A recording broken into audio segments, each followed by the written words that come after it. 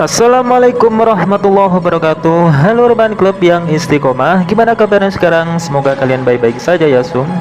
Kali ini masih bersama saya Pak Le Bakul Soto yang setia melanjutkan review sekaligus merangkum alur film Karmapala season 1 yang berjudul Ramayana pada episode ke-9.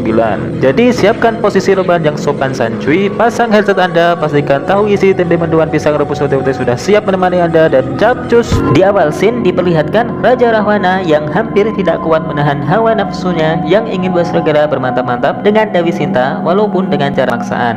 Lalu Wibisana menasihati untuk mengurungkan niatnya agar kejadian pada Dewi Widowati tidak terulang kembali. Menurut Trijata, Dewi Sinta mengancam bunuh diri apabila Rahwana berani menyentuhnya. Wibisana juga menasihati agar tetap bersabar dalam meluluhkan hati Dewi Sinta. Kemudian scene berganti pada upacara pembakaran mayat Subali yang kebetulan Hanuman telah sampai di kerajaan Kiskenda. Ia langsung memperkenalkan dirinya serta menjelaskan tujuannya, yaitu mencari pamannya Subali dan Sugriwa di Gua Kiskenda. Tetapi Sugriwa sempat tidak mempercayai Hanuman kalau ia adalah keponakannya.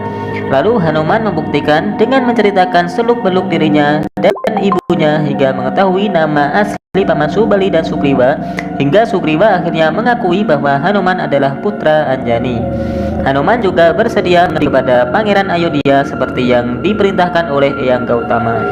Setelah upacara pembakaran selesai, Rama berencana untuk menjajaki tempat yang dekat dengan Alengka Dirja, yaitu di perbukitan Reksamuka.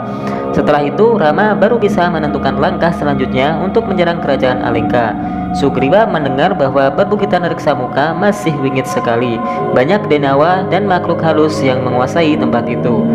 Kemudian Rama dan Laksmana berangkat ke perbukitan Reksamuka untuk mensurvei keadaan dan tempat di sana. Di saat melewati perbukitan tersebut, mereka diawasi oleh makhluk halus penunggu setempat. Tetapi di antara mereka tidak ada yang berani mendekati kedua ksatria tersebut. Setelah Rama dan Laksmana berhasil menentukan tempat yang akan dijadikan pasanggerahan, mereka dihadang oleh denawa raksasa. Tak kehabisan akal, Rama dan Laksmana segera melepaskan anak panahnya tepat pada dadanya. Tiba-tiba raksasa tersebut lenyap dan berubah wujud menjadi kakek tua yang sebenarnya adalah Batara Kangka, dewa dari segenap binatang bersayap. Dia dikutuk oleh sang Jagatnata karena kelalaiannya. Batara Kangka sangat berterima kasih kepada Rama karena sudah membebaskan kutukannya yang menjadi raksasa yang amat sangat menyiksanya. Sebagai tanda terima kasih, Batara Kangka menunjukkan tempat pohon Sambilata yang daunnya berkhasiat menyembuhkan segala macam penyakit, bahkan orang yang sudah mati pun bisa dihidupkan kembali dengan daun itu. Lalu berhasil kembali ke kayangan. Kemudian Rama mengutus rakyat Kera untuk bergotong royong membangun pesanggrahan tepat di seberang kerajaan Alengka. Di tengah kesibukan mereka, tiba-tiba rakyat Kera yang berada di dekat sungai telah diserang oleh siluman buaya. Tidak sedikit dari pasukan Kera yang menjadi mangsa siluman buaya. Hanuman yang mendengar kabar itu dari salah satu rakyat Kera merasa murka karena rakyatnya banyak yang mati. Ia segera memberi pelajaran kepada para siluman buaya dan juga rajanya. Sebelumnya Hanuman memperingatkan Raja Siluman Buaya dengan baik-baik, tetapi Raja Siluman Buaya tersebut tetap saja keras kepala, hingga membuat Hanuman tambah murka. Sontak ia menghajarnya habis-habisan sampai siluman tersebut meminta ampun dan membawanya menghadap Gusti Rama Wijaya. Ampun, aku menyerah. Aku minta ampun. Kamu sintang menemui Gusti Rama Wijaya. Ampun, jangan bunuh aku, kasihan rakyatku. Kamu bisa minta ampun kepada beliau. Mudah-mudahan dia mengampunimu. Ayo. Rama Wijaya akan mengampuni kesalahan Raja Siluman Buaya tersebut yang bernama Seraba beserta rakyatnya, asalkan mau menjadi bagian dari rakyat Wanara dan siap membantu bergotong royong dalam membangun pesanggrahan. Lalu Raja Siluman Buaya tersebut menyetujui kesepakatan yang dibuat oleh Rama. Akhirnya timbullah kerukunan dan persaudaraan antara kaum Wanara dengan kaum Siluman Buaya. Kerajaan kedua setelah Kiskenda akhirnya berhasil dibangun dengan jerih payahnya rakyat Wanara. Gusti Rama Wijaya memberi nama ke daton tersebut, yaitu Pancawati. Rama juga menceritakan kepada rakyat Kiskenda bahwa selama ini istrinya telah diculik oleh Rahwana, Maharaja dari Alengka Dirja. Rama ingin ada seseorang dari Kiskenda yang bersedia diutus menyelundup ke Alengka untuk mencari tahu kabar istrinya di sana. Sontak Hanuman dengan lantang bersedia untuk diutus pergi ke sana. Hanuman yang diutus untuk memasangkan cincin dari Rama kepada Sinta untuk memastikan apakah cincin tersebut masih cukup di jari manisnya. Lalu Hanuman segera bergegas pergi. Ketika Hanuman mencari pijakan untuk terbang, ia belum berhasil menemukan pijakan yang kokoh. Kemudian Rama menyuruhnya untuk berpijak pada tangannya, dan berhasillah Hanuman melompat menyeberangi Laut Selong dan sampai di kerajaan Alengka. Hei, siapa kamu?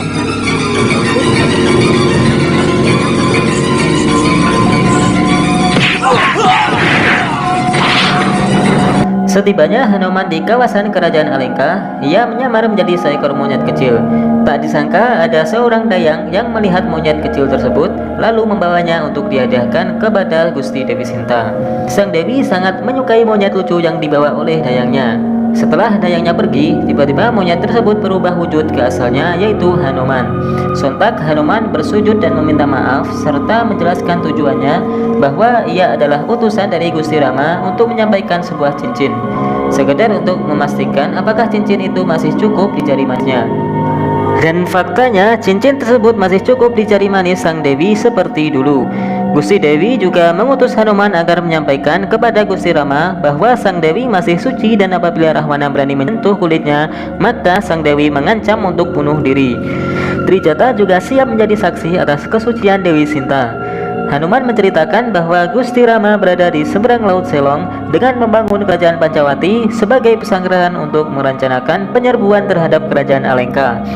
Hanuman juga menegaskan bahwa sebenarnya ia bisa membebaskan Gusti Dewi sekarang juga, tetapi Gusti Rama belum mengizinkannya dan memohon untuk tetap bersabar menunggu hari pembebasan tiba.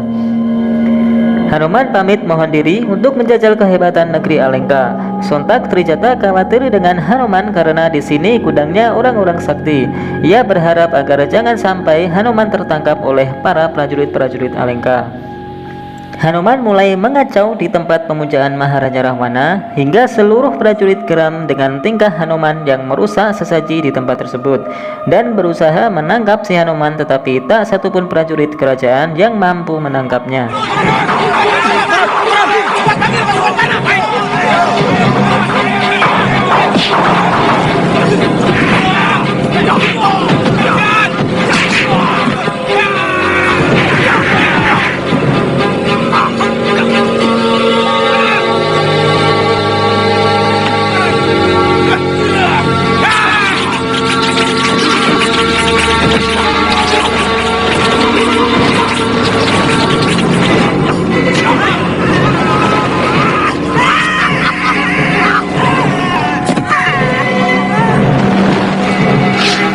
Panglima besar kerajaan yang bernama Indrajit merasa kesal mendengar kabar bahwa para prajurit adik daya kerajaan Alengka tidak ada yang mampu menangkap hidup-hidup seekor monyet yang merusak pohon tempat sesembahan sang raja. Ketika sang paman meyakini bahwa monyet tersebut bukan golongan monyet biasa, ia menyarankan Indrajit sendiri yang harus turun tangan menghadapi monyet itu secara langsung. Indrajit pun menyetujui saran sang paman, lalu segera menemui monyet tersebut. Di saat Indrajit tiba, Hanuman dengan sifat tengilnya justru mengolok-olok kerajaan Alengka dan mengancam bahwa kerajaan Pancawati akan menghancurkan Alengka Dirja. Pernyataan tersebut membuat Indrajit semakin murka dan menimbulkan pertarungan di antara keduanya.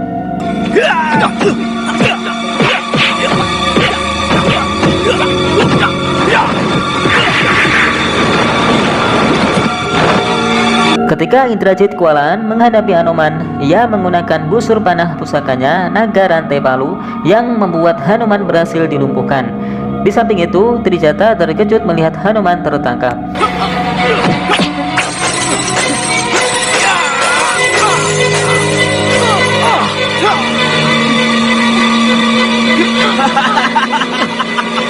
Kemudian Hanuman segera diseret menghadap Maharaja Rahwana. Masih baru saja ketemu, Rahwana sudah dibuat marah dengan kelakuan kurang ajarnya si Hanuman. Dalam keadaan terikat rantai, tak ada secuil pun rasa takut yang dirasakan Hanuman saat berhadapan dengan Maharaja Rahwana.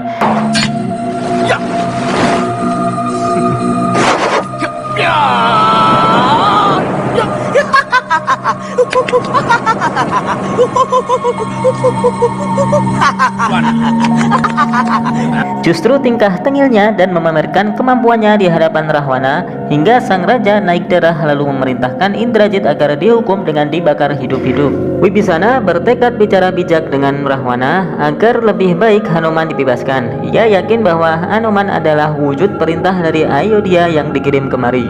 Wibisana juga menyarankan agar berdamai kepada suami Dewi Sinta karena Kanda Rahwana sudah berada di jalan yang salah dengan menculik istri orang lain. Gimana pendapat Raja Rahwana? Ya pastinya tidak setujulah. Justru ia sangat marah kepada Wibisana yang seharusnya mendukung kakaknya malah berbalik di pihak Ayodhya. Wibisana tetap berpihak kepada kebenaran karena tugasnya adalah menasihati sang raja dengan mendukung Kanda ketika melakukan kebaikan dan menegur Kanda ketika melakukan kelalaian apalagi kesesatan. Rahwana sontak memukuli Wibisana karena kesal dengan argumennya, lalu Sarpakenaka yang hendak melerai justru jatuh terkena pukulan Kanda rajanya. Siapapun yang menentang Raja Rahwana maka ia adalah musuh baginya, walaupun adik kandungnya sendiri. Rahwana tiba-tiba mengeluarkan senjata pusakanya lalu memukul kepala Wibisana dengan sekali pukulan hingga tubuhnya terpental dan nyawanya sudah tak terselamatkan.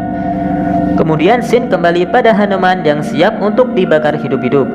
Kabar tersebut terdengar oleh Trijata yang membuatnya bersegera pergi ke lokasi untuk menghentikan hukuman itu. Tetapi usaha Trijata sia-sia, api pun mulai dinyalakan.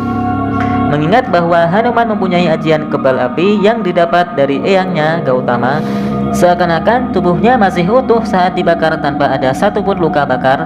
Kemudian Hanuman mengangkat kayu yang diselimuti api besar dan dilemparnya ke seluruh kedaton, hingga terjadilah kebakaran hebat di negeri Alengka Dirja.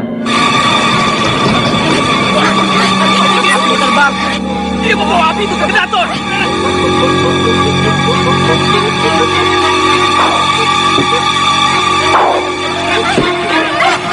Bahaya! Pastikan dia ke Kedaton. Hei, kamu cepat ambil air. Hei!